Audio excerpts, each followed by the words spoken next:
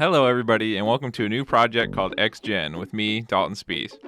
With next-gen consoles coming out in November, I'll be taking you through some of my favorite games that I've played on this current console generation. We'll be talking about the game's story, the gameplay, and my own personal experience with the game. This first week, we'll be taking a look at 2K20, so let's get started.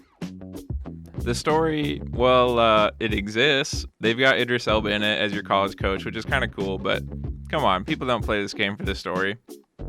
They let you skip it every time you make a new character after finishing it for the first time, for a reason. The gameplay is where we can really get some opinions in. All this gameplay you're seeing are clips I've compiled over the past year with my builds that I have. You might notice they resemble some familiar faces. All of it is clips from online because that's what I play. Don't be alarmed by the lack of NBA game footage. There are a lot of things that I think 2K did pretty alright, like my shooter with a 95 3-point rating can actually make 3-pointers, which is more than I can say for 2K21. Full court passes work a good percentage of the time, whether it is a believable pass or not. If a center has the right badges, he can sling the ball like he's Brett Favre in his prime. If not, he'll be more like Blake Bortles. The main complaint I think most people had about this game was that if you built your character the right way, pretty much anybody could shoot. This game was full of centers who could camp the corner and drain threes with a 53-point rating, which is not very high. Visually, I think the game looks pretty decent. There were no incredibly ugly MyPlayer glitches like in years past. They've also got plenty of great new animations for pre- and post-game celebrations, and in-game celebrations too for when you get a green release right in your defender's face.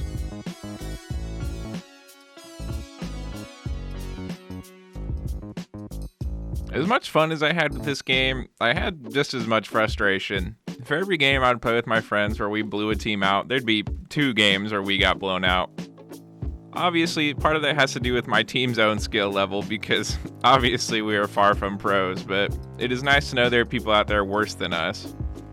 There were definitely way too many nights in the last year that me and my friends have been up till 2, 3, 4 in the morning playing the rec center in the neighborhood, squeezing as much fun out of it as we could.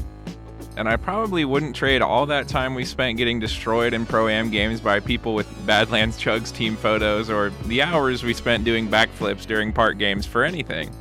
2K21 has pretty much been a huge disappointment for me and my friends so far, but hopefully they will fix it by the time it releases for next-gen consoles. Of course, that's just wishful thinking because why would devs listen to the people that play their game, but we'll see.